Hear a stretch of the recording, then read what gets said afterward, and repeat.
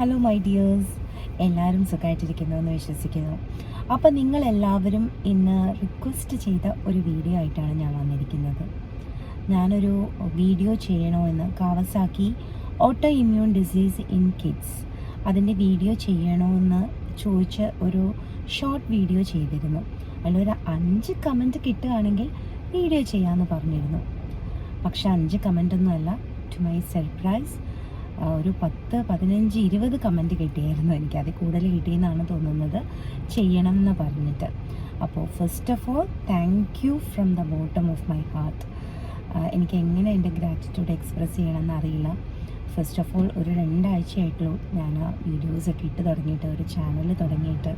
അപ്പോൾ നിങ്ങൾ എന്നെ അക്സെപ്റ്റ് ചെയ്തതിൽ, എന്നോട് വീഡിയോ ചെയ്യാൻ പറഞ്ഞതിൽ I M so happy and grateful. ഇങ്ങനെ നന്ദി പറയണമെന്നറിയില്ല. എല്ലാവർക്കും 1000 നന്ദി. വീഡിയോയിലേക്ക് പോകുന്നതിന് മുമ്പ് ഒരു ചെറിയ റിക്വസ്റ്റും കൂടെ ഉണ്ട്. നിങ്ങൾ ഒത്തിരി പേരെൻ്റെ വീഡിയോ കാണുന്നുണ്ട്, പക്ഷെ പകുതിയിലധികം പേരും ചാനൽ സബ്സ്ക്രൈബ് ചെയ്തിട്ടില്ല. ദയവ് ചെയ്ത് എല്ലാവരും സബ്സ്ക്രൈബ് ചെയ്യണം, എന്നാൽ മാത്രമേ നിങ്ങൾക്ക് നോട്ടിഫിക്കേഷൻ കറക്റ്റായിട്ട് എത്തുകയുള്ളൂ. അതുകൂടാതെ അത് വല്ലാത്തൊരു motivation and support to me and my kids. അപ്പോൾ എല്ലാവരും ചാനൽ സബ്സ്ക്രൈബ് ചെയ്യുമെന്ന് വിശ്വസിക്കുന്നു. Thanks in advance. അപ്പം നമുക്ക് കാവസാക്കിയിലേക്ക് പോവാം. ഈ കാവസാക്കി എന്ന പേർ ഞാൻ കേട്ടത് എൻ്റെ മേധക്കുട്ടി നിമിത്തമാണ്. അവൾക്കൊരു 3 വയസ്സായ സമയത്ത് അവൾക്ക് കണ്ടിന്യൂസ് ആയിട്ട് കോൾഡ് വരുമായിരുന്നു. സാധാ കോൾഡ് അല്ല, ഭയങ്കര കഫം വന്നിട്ട് വീസിങ്, ചെറിയ രീതിയിലുള്ള വീസിങ്. അപ്പോൾ എപ്പോഴും ഹോസ്പിറ്റലിൽ കൊണ്ടുപോകുമ്പോൾ നെബുലൈസ് ചെയ്തിട്ട് നമ്മൾ തിരിച്ചു വരും. ഫൈനലി ഇതൊരു കണ്ടിന്യൂസ് എപ്പിസോഡായപ്പോൾ ഒരു നെബുലൈസിങ് മെഷീൻ വീട്ടിൽ മേടിച്ച് വെച്ചിട്ട് നമ്മൾ തന്നെ നെബുലൈസ് ചെയ്യുമായിരുന്നു.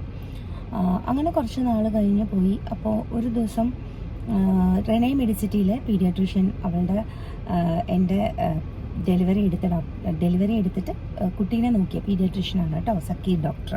അപ്പോൾ ഡോക്ടർ പറഞ്ഞു, കുട്ടിക്ക് ബ്ലഡ് കുറവുണ്ടോ എന്നൊരു ഡൗട്ടുണ്ട്, നമുക്ക് HB ഒന്ന് ചെക്ക് ചെയ്യാം. അങ്ങനെ HB ചെക്ക് ചെയ്തപ്പോൾ വളരെ കുറവാണ്. അപ്പോൾ ഡോക്ടർ പറഞ്ഞു ഇത് വളരെ കുറവാണ്, എന്താ കുട്ടി കൂടുതലായിട്ട് കഴിക്കുന്നതെന്ന് ചോദിച്ചപ്പോൾ ഞാൻ പറഞ്ഞു പാലാണ് കുടിക്കുന്നത്, രാവിലെ ഉച്ചയ്ക്ക് വൈകുന്നേരം കൊച്ചിന് പാല് മതി, അല്ലാതെ സോളിഡ് ഫുഡ് വളരെ കുറവാണ്. ഒരു ഹാഫ് ഇഡ്ഡലി, ഉച്ചയ്ക്ക് കുറച്ച് ചോറ്, അത് നെയ്യും ഉപ്പും മാത്രമേ യൂസ് ചെയ്യത്തുള്ളൂ. ചിലപ്പോൾ വെറും ഉപ്പിട്ട് ഉള്ള ചോറ്, വേറെ ഒരു പച്ചക്കറികളോ മുട്ടയോ ഒന്നും അവൾ കഴിക്കില്ല, അവൾക്കതൊന്നും വേണ്ട. അതുകൂടാതെ വേറൊരു കാര്യം, ഈ തടിയുടെ ഐറ്റംസ് അവൾ കടിച്ച് തിന്നാൻ നോക്കുമായിരുന്നു, പെൻസിലിൻ്റെ ടിപ്പ് അങ്ങനെയൊക്കെ. അപ്പം ഞാൻ ആ സിംറ്റംസ് ഡോക്ടറോട് പറഞ്ഞപ്പോൾ പറഞ്ഞു ഇത് ഹീമോഗ്ലോബിൻ കുറയുന്നതിൻ്റെ ഏറ്റവും വലിയ സിംറ്റമാണ്, അപ്പോൾ നിങ്ങൾ നേരത്തെ നോക്കേണ്ടതായിരുന്നു. അപ്പോൾ നമുക്കറിയില്ലല്ലോ. അപ്പോൾ എന്തായാലും ഹീമോഗ്ലോബിൻ്റെ ബ്ലഡ് ഉണ്ടാകാനുള്ള ഡ്രോപ്സ് തരാം, അത് കറക്റ്റായിട്ട് കൊടുക്കണം, അയൺ ഡ്രോപ്സ് തരാമെന്ന്. അവിടെയും പണി പറ്റി. മേധ എന്ത് ചെയ്താൽ അയൺ ഡ്രോപ്സ് കുടിക്കില്ല. അതൊരു ബ്ലാക്ക് കളറിലുമാണ്, അതിലൊരു വല്ലാത്തൊരു സ്മെല്ലുമാണ്. ഇവൻ നമുക്ക് കുടിക്കാൻ തോന്നില്ല കേട്ടോ, പിന്നെ എങ്ങനെ കുട്ടിക്ക് കുടിക്കാൻ പറ്റും? അപ്പോൾ വളരെ കഷ്ടപ്പെട്ടു. അതൊരു സ്ട്രെസ്സായിരുന്നു എനിക്ക് അവളെ കൊണ്ട് അത് കുടിപ്പിക്കുക എന്നുള്ളത്. കാരണം ഒരു പ്രാവശ്യം കൊടുക്കുമ്പോൾ ഛർദ്ദിക്കും, എന്ത് കഴിച്ചാണെങ്കിലും അതും കൂടെ ഛർദ്ദിച്ചു പോകും. അപ്പോൾ അതൊരു സ്ട്രെസ്ഫുള്ളായിട്ടുള്ളൊരു സിറ്റുവേഷൻ ആയിരുന്നു മേധയ്ക്കും എനിക്കും. പക്ഷെ എങ്ങനെയൊക്കെയോ ഞാൻ കുറച്ചെങ്കിലും ഉള്ളിലെത്തിപ്പിക്കുന്ന രീതിയിൽ കൊടുത്തിട്ടുണ്ടെന്നാണ് എൻ്റെ പ്രതീക്ഷ. പക്ഷെ അപ്പോഴും she was not taking solid food കഴിക്കില്ലായിരുന്നു, പാല് മാത്രം, എപ്പോഴും പാലായിരുന്നു. അപ്പം നമ്മളെപ്പോഴും എവിടെയെങ്കിലും, അപ്പം നമ്മൾ ഓർക്കും എന്നും കഴിക്കുന്നില്ലല്ലോ, അപ്പോൾ അതുകൊണ്ട് പാലെങ്കിലും കുടിക്കുന്നുണ്ടല്ലോ, ന്യൂട്രീഷ്യസ് ഫുഡാണല്ലോ എന്നുള്ളൊരു കോൺസെപ്റ്റിലിരുന്നു. അപ്പോൾ ചോദിക്കുമ്പോൾ പാല് കൊടുക്കുകയും ചെയ്യും, വേറെ ഒന്നും കഴിക്കാത്ത കാരണം. അങ്ങനെ നമ്മൾ ഇവിടെ സാം കിഡ്സിൽ കിൻഡർ ഗാർഡനിൽ ചേർത്തു. പക്ഷെ കിൻഡർ ഗാർഡനിൽ ചേർത്ത് 2 months ആവുന്നതിന് മുമ്പ് തന്നെ കണ്ടിന്യൂസ് കോൾഡ്, ഫീവർ അങ്ങനെ അപ്പോൾ എല്ലാവരും പറഞ്ഞു കുട്ടികളെ സ്കൂളിൽ ചേർക്കുമ്പോഴത്തേക്കും ഇനീഷ്യലി ഇങ്ങനെയൊക്കെ ഉണ്ടാകും, പേടിക്കേണ്ട ആവശ്യമൊന്നുമില്ലെന്ന്. പക്ഷേ that was A continuous episode. വിട്ട് ഒന്ന് മാറുമ്പോൾ ഒന്ന് ആൻറ്റിബയോട്ടിക് കൊടുക്കുന്നതിലൊരു ലിമിറ്റ് ഉണ്ടല്ലോ. അങ്ങനെ ഒരു ദിവസം ആൾക്ക് കോൾഡായി, പനിയുണ്ടെന്നല്ല, ഒപ്പം ഛർദിലും കൂടെ തുടങ്ങി. അപ്പം അന്ന് രാത്രി തന്നെ റെനൈ മെഡിസിറ്റി കൊണ്ടുപോയി അവരെന്തൊക്കെയോ ട്രിപ്പൊക്കെ ഇട്ടു, മരുന്ന് കൊടുത്തു. പനി കുറഞ്ഞപ്പോൾ രാത്രി ഒരു ഐ തിങ്ക് 12 o'clock ആ സമയമായപ്പോഴത്തേക്കും തിരിച്ച് വീട്ടിലോട്ട് പോയിക്കോളാൻ പറഞ്ഞു. അപ്പോൾ അന്ന് എൻ്റെ ഹസ്ബൻഡ് നാട്ടിലുണ്ട്. സോ ഞങ്ങൾ രണ്ടുപേരും കൂടിയാണ് കുഞ്ഞിനെ കൊണ്ടുപോയത്. തിരിച്ച് വീട്ടിലേക്ക് വന്നു. അന്ന് രാത്രി വീട്ടിൽ വന്നിട്ട് മരുന്ന് കഴിക്കാൻ നേരത്തെ കുറേ ഛർദ്ദിക്കുകയൊക്കെ ചെയ്തു. അപ്പം മരുന്ന് കഴിച്ചതിൻ്റെ ആയിരിക്കുമെന്ന് വിചാരിച്ചു. പാല് കൊടുക്കരുതെന്ന് പറഞ്ഞു, പക്ഷേ പാല് മാത്രം മതി ആൾക്ക്. അപ്പോൾ പാല് കൊടുത്തു, വീണ്ടും ഛർദ്ദിച്ചു. അതുകൂടാതെ വീണ്ടും യെല്ലോ വാട്ടർ ഇല്ലേ, ബൈൽ വാട്ടർ, വയറ്റിൻ്റെ ഉള്ളിൽ ഒന്നുമില്ലാത്ത കാരണം ഛർദ്ദില്ല. അപ്പം അന്ന് രാത്രി ഹോസ്പിറ്റലിൽ നിന്ന് വന്നതേ ഉള്ളൂ. അതുകൊണ്ട് അപ്പം വിചാരിച്ചു ഓക്കെ മെഡിസിൻസ് കഴിക്കുമ്പോൾ ഓക്കെ ആയിക്കോളും എന്നുള്ള രീതിയിലിരുന്നു. പിറ്റേ ദിവസം രാവിലെ ആയപ്പോഴത്തേക്കും കുട്ടി കൊലാപ്സ്ഡായി. കാരണം അത്രയും ഛർദ്ദിച്ച്, വെള്ളം കൊടുത്തു, പാല് കൊടുത്തു, ഇതൊക്കെ ഛർദ്ദിച്ചു രാവിലെയും. അതുകൂടാതെ ഞാൻ നോക്കുമ്പോൾ അവളുടെ ശരീരത്തിൽ റെഡ് റാഷസ് കാണാൻ തുടങ്ങി. അതായത് മൂക്കിൻ്റെ താഴെ, ജെനൈറ്റൽ ഏരിയയിലൊക്കെ റെഡ് റാഷസ്. അപ്പം എന്നാൽ ഡയപ്പർ ഇടുന്ന പ്രായമാണ്, അവിടെയെല്ലാം റെഡ് റാഷസ്. അതോടുകൂടി എനിക്ക് ഭയങ്കര പേടിയായി. അപ്പോൾ അമ്മ പറഞ്ഞു വല്ല തക്കാളിപ്പനിയോ അങ്ങനെ എന്തെങ്കിലും ആണെങ്കിലോ നമുക്കിപ്പോൾ തന്നെ ഡോക്ടറെ അടുത്ത് കൊണ്ടുപോകാം എന്ന് പറഞ്ഞിട്ട് ഞാനും അമ്മയും മോളും കൂടി അപ്പം തന്നെ കാറെടുത്തിട്ട് ഡോക്ടറുടെ അടുത്തേക്ക് പോയി, മീൻസ് റെനയിലേക്ക് പോയി. അവിടെ ചെന്ന് കാഷ്വാലിറ്റിയിൽ ആണ് അഡ്മിറ്റ് ആയത്. ഏർലി മോർണിംഗ് ആണ്, ഒരു 8 o'clock ഒക്കെ ആയപ്പോഴാണ് നമ്മളവിടെ എത്തിയത്. ഇപ്പോൾ കാഷ്വാലിറ്റിയിലായിരുന്നു. ബ്ലഡ് ടെസ്റ്റ് എന്തൊക്കെയൊക്കെ ചെയ്തു. അത് കഴിഞ്ഞ് ഇവളെ നോക്കിക്കൊണ്ടിരുന്ന പീഡിയാട്രീഷ്യൻ ഡോക്ടർ മഞ്ജു ആയിരുന്നു. അപ്പോൾ ഡോക്ടർ വരുന്ന സമയമായപ്പോൾ 9 o'clock 9:30 ആയപ്പോൾ ഡോക്ടർ എത്തി. അപ്പോൾ ഡോക്ടറെ അടുത്ത് റിസൾട്ട്സ് ഒക്കെ കാണിച്ചു. അപ്പോൾ ഡോക്ടർ ആ സമയമായപ്പോഴത്തേക്കും മേധ ഭയങ്കരമായിട്ട് ബോഡിയിൽ റാഷസ് കൂടി വന്നു. ആൾ ഭയങ്കര ചുണ്ടൊക്കെ ഇങ്ങനെ തൊലി പോകാൻ തുടങ്ങി പയ്യെ. ഞാൻ ആകെ ഭയന്നാണ് ഇരുന്നിരുന്നത്, എന്താ ചെയ്യേണ്ടതെന്ന് അറിയാത്ത ഒരവസ്ഥ. അപ്പോഴത്തേക്കും ഡോക്ടർ വിളിച്ചു ഡോക്ടറുടെ ക്യാബിനിലേക്ക്. അപ്പോൾ മോളെ ഞാൻ എടുത്തിട്ടാണ് കൊണ്ടുപോകുന്നത്, അവൾക്ക് നടക്കാൻ വയ്യ. അപ്പോൾ അവിടെ ചെന്ന് കഴിഞ്ഞ് ഡോക്ടർ ചെക്ക് ചെയ്തിട്ട് പറഞ്ഞു, കുട്ടി ഭയങ്കര കൊളാപ്സ്ഡാണ്, പേടിക്കരുത്, ഇതൊരു കാവസാക്കി എന്ന് പറയുന്ന ഓട്ടോ ഇമ്മ്യൂൺ ഡിസീസ് ആണോ എന്ന് ഡൗട്ടുണ്ട്. സത്യം പറഞ്ഞാൽ ആ നിമിഷം ഞാൻ ബ്ലാങ്ക് ആയിരുന്നു. എനിക്ക് കാവസാക്കി എന്ന് ഞാൻ ഇതിനു മുമ്പ് കേട്ടിട്ടുണ്ടോ എന്ന് ചോദിച്ചാൽ പണ്ട് എപ്പോഴോ പഠിച്ചിട്ടുണ്ട്, ബയോളജി സ്റ്റുഡൻ്റ് ആയത് കാരണം എപ്പോഴോ പഠിച്ചിട്ടുണ്ട് ഓട്ടോ ഇമ്മ്യൂൺ ഡിസീസ്, കാവസാക്കി. പക്ഷെ അത് എന്താണെന്നോ ഒന്നും എൻ്റെ ഓർമ്മയിലേക്ക് അപ്പം വന്നില്ല. എന്തോ ഭീകരമായ അസുഖമാണോ? ഞാൻ ആകെ ആ ഒരു നിമിഷം ഐ വാസ് ലൈക്ക് എന്താ ചെയ്യേണ്ടത്, എന്താ പറയേണ്ടതെന്നൊന്നും അറിയാത്ത അവസ്ഥയാണ്.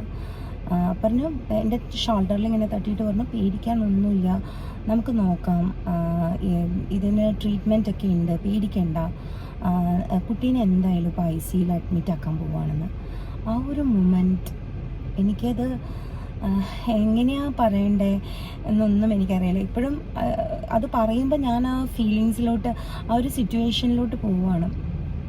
അപ്പോൾ നമ്മൾ ഒട്ടും പ്രതീക്ഷിച്ചിരിക്കാതെ ഇങ്ങനെ ഒരു ഡിസീസ്, സാധാ കോൾഡായിരിക്കും, തക്കാളിപ്പനിയായിരിക്കും എന്നൊക്കെ വിചാരിച്ച് ചെല്ലുമ്പോൾ ഏതോ ഒരു വലിയ അസുഖത്തിൻ്റെ പേര് പറഞ്ഞ് ICUയിലാക്കുന്നു കുട്ടീനെ. ആ സമയത്ത് ഞാനും എൻ്റെ അമ്മയും മാത്രമേ ഉള്ളൂ.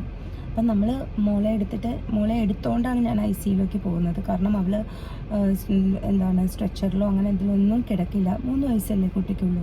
എടുത്ത് ICUയിൽ പോയി അവിടെയും ട്രിപ്പിട്ട് കിടത്തേക്കാണ്. പനി കൂടി ശരീരത്ത് തൊടാൻ പറ്റുന്നില്ല, അത്ര ടെമ്പറേച്ചറാണ് കുഞ്ഞിന്. എൻ്റെ ശബ്ദം കിടക്കുന്ന കേട്ടോ, സോറി. അപ്പോൾ ആ ഒരു സിറ്റുവേഷനൊക്കെ നമ്മൾ ഫേസ് ചെയ്യുമ്പോൾ ആദ്യമൊക്കെ ഫസ്റ്റ് ഇനീഷ്യലി ഞാൻ പറഞ്ഞില്ലേ, ഞാൻ തകർന്നു പോയി. പക്ഷെ പിന്നീട് ഞാൻ തകർന്നു പോയാൽ എൻ്റെ കുഞ്ഞിന് ധൈര്യം, അവൾ ഇടയ്ക്കിടയ്ക്ക് എൻ്റെ മുഖത്ത് നോക്കും, ഇങ്ങനെ കൈ വെച്ചിട്ട്. അപ്പോൾ ഞാൻ വിചാരിച്ചു ഞാൻ തകർന്ന അല്ലെങ്കിൽ ഞാൻ കരയണ കണ്ട അവൾക്ക് ഒത്തിരി വിഷമമാവും. സോ ഞാൻ സ്ട്രോങ് ആയിട്ട് തന്നെ നിന്നു. അപ്പോൾ ICUയിലെ വേറൊരു ഡോക്ടർ ഉണ്ടായിരുന്നു. അദ്ദേഹം വന്ന് നോക്കി പറഞ്ഞു, കാവസാക്കിയാണെന്നാണ് തോന്നുന്നത്. ഈ ഒരു ഡിസീസിൻ്റെ പ്രത്യേകത എന്ന് പറഞ്ഞാൽ ഇതിനൊരു ബ്ലഡ് ടെസ്റ്റോ അങ്ങനെയൊന്നുമില്ല. 5 ദിവസം ഈ അസുഖത്തിന് ഒരു ട്രീറ്റ്മെൻറ്റും കൊടുക്കാൻ പറ്റില്ല. Only treatment paracetamol. പനി കുറയാൻ വേണ്ടി, പനി കൂടുന്ന സമയത്ത് പാരസെറ്റമോൾ. സിംറ്റംസിനെ ട്രീറ്റ് ചെയ്യാൻ പറ്റും. ഇത് പനി കുറയാൻ പാരസെറ്റമോൾ കൊടുക്കാം, അല്ലെങ്കിൽ ഡയറിയയുടെ മരുന്ന് കൊടുക്കാം. അതുകൂടാതെ ഛർദിലുണ്ടെങ്കിൽ ഛർദിലിന് മരുന്ന്. അല്ലാതെ ഒരു ട്രീറ്റ്മെൻറ്റ് ഇല്ല. 5 days. After 5 days 101 degree Celsius തന്നെയാണ് പനി നിൽക്കുന്നതെങ്കിൽ we can assume that is Kawasaki, the auto immune disease. അങ്ങനെ അസ്യൂം ചെയ്തിട്ടാണ് നമുക്ക് ട്രീറ്റ്മെൻറ്റ് എടുക്കാൻ പറ്റത്തുള്ളൂ.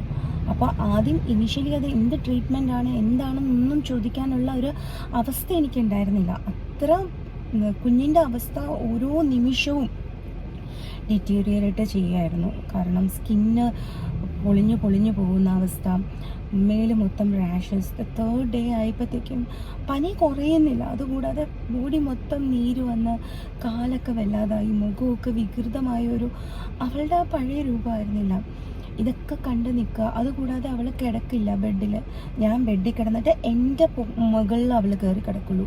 അപ്പോൾ ഒരു 3rd ഡേ ആയപ്പോഴത്തേക്കും നീര് വന്നു, ശരീരം മൊത്തം ലൂസ് മോഷൻ സ്റ്റാർട്ട് ചെയ്തു. അതായത് ആൾ എൻ്റെ മേത്ത് കിടന്നിട്ടാണ് എല്ലാം സാധിക്കുന്നത്. ലൂസ് മോഷൻ ആണെങ്കിലും ഡയപ്പർ ഇടാൻ സമ്മതിക്കില്ല. കാരണം ജനൈറ്റൽ ഏരിയയിലൊക്കെ റാഷസ് ആയിരുന്നു. തൊലി പോയിട്ട് അത് യൂസ് ചെയ്യാൻ പറ്റത്തില്ല ഡയപ്പർ. അങ്ങനെ രാത്രിയൊക്കെ ചിലപ്പോൾ നമ്മളിങ്ങനെ അപ്പിയിലും മൂത്രത്തിലും കിടന്നിട്ട് പോലും നമുക്ക് എണീറ്റ് ഡ്രസ്സ് മാറാനുള്ള കുഞ്ഞ് നന്നായിട്ട് ഉറങ്ങുവാണല്ലോ, കുറച്ച് നേരം അവൾ ഉറങ്ങിക്കോട്ടെ എന്നോർത്ത് ഞാനും അവിടെ കിടക്കും. രാവിലെ ആയിരിക്കും ഡ്രസ്സൊക്കെ മാറുന്നത്. അങ്ങനെ അതൊന്നും പക്ഷേ എനിക്കൊരു ബേർഡനായിട്ടേ തോന്നിയില്ല എന്നുള്ളതാണ് സത്യം. ഇപ്പോൾ ആലോചിക്കുമ്പോൾ എൻ്റെ അമ്മ രാവിലെ വരും. മൂത്ത മോളുള്ള കാരണം അമ്മയ്ക്ക് വീട്ടിൽ പോയേ പറ്റൂ. അപ്പോൾ രാവിലെ വരും. അവളെ സ്കൂളിൽ വിട്ടിട്ട് രാവിലെ വന്നിട്ട് അപ്പി തുണിയും മൂത്രത്തുണിയും എല്ലാം കൊണ്ട് ആൾ ഉച്ചയാകുമ്പോൾ പോവും. അതെല്ലാം വാഷ് ചെയ്ത് വേറെ ഡ്രസ്സും കൊണ്ട് വൈകുന്നേരം ആകുമ്പോൾ വരും. അപ്പോൾ അമ്മയും ഞാനും ഇങ്ങനെ ഞാൻ ഫുൾ ടൈം ICUവിലെ കുഞ്ഞിൻ്റെ കൂടെ തന്നെയാണ്. അമ്മ ഇങ്ങനെ ഷട്ടിൽ ചെയ്തുകൊണ്ടിരിക്കുമായിരുന്നു. ഇതിൻ്റെ ഇടയ്ക്ക് ഒരു പേഴ്സണൽ ഇഷ്യൂസ് എൻ്റെ ജീവിതത്തിൽ പോകുന്നുണ്ടായിരുന്നു. അതിൻ്റെ ട്രോമ ഉണ്ടായിരുന്നു ഇതിനു മുമ്പ് വരെ. പക്ഷെ കുഞ്ഞിൻ്റെ ഈ അസുഖം അറിഞ്ഞോടുകൂടി അതെൻ്റെ മനസ്സിലേ ഉണ്ടായിരുന്നില്ല കേട്ടോ. പക്ഷെ ട്രോമയും മനസ്സിൻ്റെ ഒരു കോർണറിൽ ഇങ്ങനെ സഞ്ചരിച്ചുകൊണ്ടിരിക്കുമായിരുന്നു എൻ്റെ കൂടെ. അപ്പോൾ അങ്ങനെ 5ാമത്തെ ദിവസമായി. 5ാമത്തെ ദിവസം ഈവനിങ് ഡോക്ടർ വന്നിട്ട് പറഞ്ഞു, ഇതിന് ഇമ്മ്യൂണോഗ്ലോബുലിൻ ആണ് നമ്മൾ ട്രീറ്റ്മെൻ്റ് ആയിട്ട് കൊടുക്കുന്നത്. ഇതിൻ്റെ ആൻറ്റിബോഡീസ്, ഇമ്മ്യൂണോഗ്ലോബുലിൻ ആൻറ്റിബോഡീസ് നമ്മൾ വരുത്തണം. ഒരു സ്മോൾ ചെറിയ ഒരു വയലിന് 60,000 സംതിങ് ആണ്. നിങ്ങൾ അത് ഓക്കെ ആണോ? ഞാൻ പറഞ്ഞു എത്ര ലക്ഷമല്ല, കോടി കടം മേടിച്ചിട്ടാണെങ്കിലും ഇറ്റ്സ് ഓക്കെ ഡോക്ടർ, എത്രയും പെട്ടെന്ന് നാളെ തന്നെ ട്രീറ്റ്മെൻറ്റ് തുടങ്ങണം. അപ്പോൾ അവർ അതിനുള്ള ഓർഡർ കൊടുത്തു. ഏർലി മോർണിംഗ് സാധനം വന്നു. കുഞ്ഞിനെ രാവിലെ തന്നെ വന്ന് അവർ ഇമ്മ്യൂണോഗ്ലോബുലിൻ ധൈര്യമായിട്ടാണ് കയറ്റി. അപ്പോൾ എൻ്റെ അടുത്ത് പറഞ്ഞു, ആദ്യമേ പറഞ്ഞിരുന്നു ഇത് കയറ്റി ഒരു 5 hours പനി കുറയണം. പനി കുറഞ്ഞില്ല എന്നുണ്ടെങ്കിൽ ഈ എല്ലാവരുടെ ബോഡിയും ഈ ആൻറ്റിബോഡിക്ക് റെസ്പോണ്ട് ചെയ്യത്തില്ല. അപ്പോൾ നമുക്കറിയില്ല കുഞ്ഞിൻ്റെ ബോഡി റെസ്പോണ്ട് ചെയ്യുമോ ഇല്ലയോ എന്നുള്ള കാര്യം. So we will try. ഇല്ലെങ്കിൽ നമുക്ക് സ്റ്റീറോയിഡ് സ്റ്റാർട്ട് ചെയ്യേണ്ടി വരും. നിങ്ങൾക്കറിയാമല്ലോ സ്റ്റീറോയിഡിന് നെഗറ്റീവ്സ് ഒക്കെ. പക്ഷെ അതല്ലാതെ വേറൊരു ട്രീറ്റ്മെൻറ്റ് ഇല്ല. അത്രയും നേരം പിടിച്ചു നിന്ന് ഞാൻ ഒരു നിമിഷം വീണ്ടും എന്താ പറയുക, ഒരു വല്ലാത്ത ഡിപ്രഷനിലോട്ട് പോയെന്ന് പറയാം. ദൈവമേ, എൻ്റെ കുഞ്ഞിൻ്റെ ബോഡി റിയാക്ട് ചെയ്തില്ലെങ്കിൽ എന്തായിരിക്കും അവസ്ഥ? ദൈവത്തെ പ്രാർത്ഥിക്കുക എന്നല്ലാതെ നമുക്ക് വേറെ ഒന്നുമില്ല. അപ്പോൾ ഒരു 5 hours ആയിട്ടും പനി കുറയുന്നില്ല. 110 തന്നെ നിൽക്കുകയാണ്. അപ്പോൾ സിസ്റ്റേഴ്സും വന്ന് പറയുന്നുണ്ട്, ചിലപ്പോൾ അവർക്കും കുഞ്ഞിൻ്റെ അവസ്ഥ കണ്ടിട്ട് അവിടെ ICUവിലുള്ള എല്ലാവരും തന്നെ സിസ്റ്റേഴ്സൊക്കെ തന്നെ ഭയങ്കര വിഷമത്തിലാണ് കേട്ടോ. കുഞ്ഞല്ലേ. അപ്പോൾ വന്ന് എൻ്റെ അടുത്ത് പറഞ്ഞു ചിലപ്പോൾ കുറച്ച് കഴിയുമ്പോൾ ശരിയാവുമായിരിക്കും. അപ്പോൾ എൻ്റെ അമ്മ, നമ്മുടെ വിശ്വാസമാണല്ലോ എല്ലാം, എടപ്പള്ളി റെനെ മെഡിസിറ്റി എടപ്പള്ളി പള്ളിയുടെ അടുത്താണ്. അപ്പോൾ എടപ്പള്ളി പുണ്യാളിനെ നമുക്ക് ഭയങ്കര വിശ്വാസമാണ്. അമ്മ നേരെ കുഞ്ഞ് ഉറങ്ങുന്ന സമയത്ത്, ഞാൻ ഒന്ന് കിടക്കുന്ന സമയത്ത് പോയിട്ട് പുണ്യാളിൻ്റെ അടുത്ത് പോയി പ്രാർത്ഥിച്ച് അവിടുത്തെ കിണറ്റിലെ വെള്ളവും എണ്ണയും ഒക്കെ കൊണ്ടുവന്ന് ഞങ്ങളുടെ നെറ്റിയിൽ തുട്ടിച്ചു.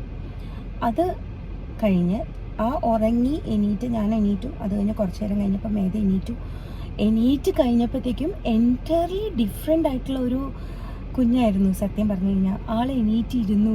എനിക്ക് മടിയിൽ മാത്രം ഇരുന്നിരുന്ന ആൾ എണീറ്റ് കസേരയിലിരുന്നു. എനിക്ക് വിശക്കണു മുത്തശ്ശി, എനിക്ക് പഴംപൊരി വേണം.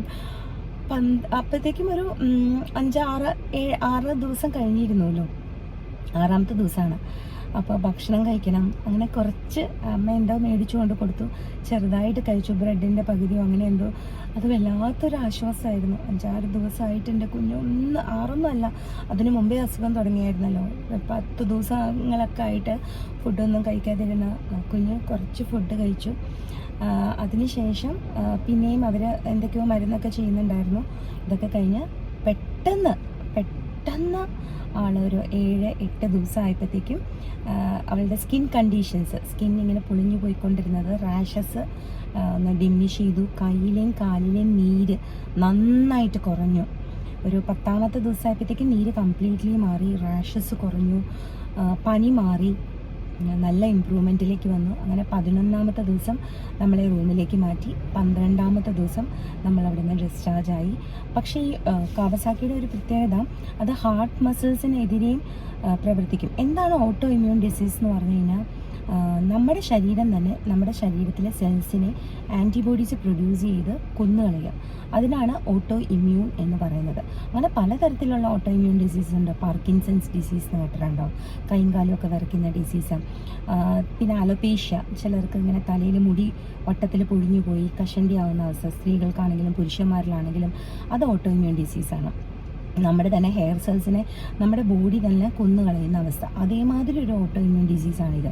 സ്കിന്നിനെയാണ് ഏറ്റവും കൂടുതൽ, ഇൻറ്റേർണൽ ഓർഗൻസിനെ, മെയിനായിട്ട് ഹാർട്ടിൻ്റെ മസിൽ സെൽസിനെ ഇത് സിവിയർ കേസസിൽ എഫക്റ്റ് ചെയ്യാം.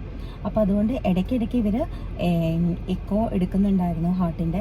അപ്പോൾ ഇത് കഴിഞ്ഞിട്ട് എക്കോ എക്കോയിൽ കുഴപ്പമൊന്നുമില്ല ഹാർട്ടിന്. അത് കഴിഞ്ഞ് 3 മാസം കണ്ടിന്യൂസ്ലി നമ്മുടെ അടുത്ത് 14 ഡേയ്സ് ഇൻ്റർവെൽസിൽ വന്ന് എക്കോ എടുക്കാൻ പറഞ്ഞിരുന്നു. അപ്പോൾ 3 മാസം നമ്മൾ കണ്ടിന്യൂസ്ലി എടുത്തു. ഒരു പ്രശ്നങ്ങളൊന്നും ഉണ്ടായിരുന്നില്ല. അതിനുശേഷം എക്കോ എടുക്കണ്ട എന്ന് പറഞ്ഞു. കംപ്ലീറ്റ്ലി റിക്കവേർഡ് ആണെന്ന് പറഞ്ഞു. അപ്പോൾ ഇതാണ് കാവസാക്കി. അപ്പോൾ നമ്മളത് പ്രോപ്പർ ടൈമിൽ ട്രീറ്റ്മെൻറ്റ് ചെയ്തില്ല എന്നുണ്ടെങ്കിൽ it can affect heart and severe cases. ഹാർട്ടിനെ എഫക്റ്റ് ചെയ്യാം. ദൈവാനുഗ്രഹം കൊണ്ട് അതൊന്നും സംഭവിച്ചില്ല. കംപ്ലീറ്റ്ലി റിക്കവറായി. പക്ഷെ 12 ദിവസം അനുഭവിക്കാവുന്നതിൻ്റെ മാക്സിമം അനുഭവിച്ചു എന്നുള്ളതാണ്. അതുമാത്രമല്ല, ജീവിതത്തിലെ പല ആൾക്കാരെയും നമുക്ക് തിരിച്ചറിയാൻ പറ്റി. ആരൊക്കെ നമ്മുടെ കൂടെ ഉണ്ടാവും, നമുക്കൊരു ഡിഫിക്കൽട്ട് സിറ്റുവേഷൻ വരുമ്പോൾ ആരൊക്കെ നമ്മുടെ കൂടെ ഉണ്ടാവും, നമ്മളെ ആശ്വസിപ്പിക്കാനുണ്ടാവും, ആരൊക്കെ ഉണ്ടാവില്ല എന്നുള്ളൊരു തിരിച്ചറിവ്. ആ തിരിച്ചറിവ് നമ്മുടെ പിന്നീടുള്ള ജീവിതത്തിൽ നമുക്ക് ഒത്തിരി ഉപകാരപ്രദമാണല്ലോ. എന്തായാലും ദൈവത്തോട് ഞാൻ നന്ദി പറയുന്നു. കുഞ്ഞിന് ഒരു പ്രശ്നങ്ങളും ഒന്നും കൂടാതെ ഞങ്ങളുടെ മേധേനെ ഞങ്ങൾക്ക് തിരിച്ചു തന്നതിൽ. അത് എത്ര പറഞ്ഞാലാണ് ആ ഒരു അനുഭവത്തിലൂടെ നമ്മൾ വീണ്ടും, ഇപ്പം ഞാനിങ്ങനെ പറയുമ്പോൾ ഞാൻ വീണ്ടും ആ ഓരോ സിറ്റുവേഷനിലൂടെയും കടന്നു പോവുകയായിരുന്നു. ഇറ്റ്സ് റിയലി എന്താ പറയുക, ട്രോമാറ്റിക് സിറ്റുവേഷൻ. നമുക്ക് എന്തെങ്കിലും പറ്റിയാൽ നമുക്ക് കുഴപ്പമില്ല. പക്ഷെ നമ്മുടെ കുഞ്ഞുങ്ങൾക്ക് എന്തെങ്കിലും സംഭവിച്ചാൽ, എസ്പെഷ്യലി എന്തെങ്കിലും ഇങ്ങനത്തെ സീരിയസ് ആയിട്ടൊക്കെ വന്നു കഴിയുമ്പോൾ നമ്മൾ ആകെ തളർന്നു പോകും. പക്ഷെ എന്തോ എനിക്കൊരു ധൈര്യം ഉണ്ടായിരുന്നു. അപ്പോൾ ഡിസ്ചാർജ് ചെയ്യണമെന്ന് ഡോക്ടർ വന്നിട്ട് പറഞ്ഞു.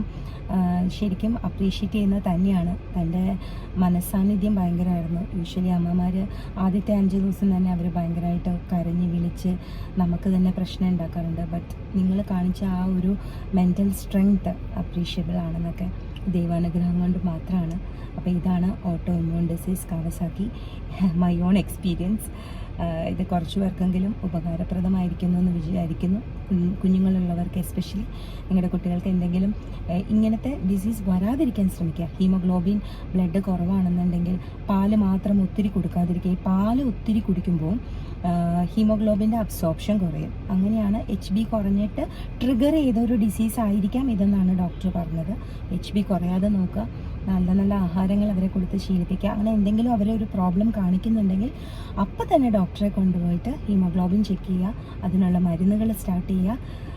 എല്ലാവർക്കും നന്മ വരട്ടെ. Thank you so much.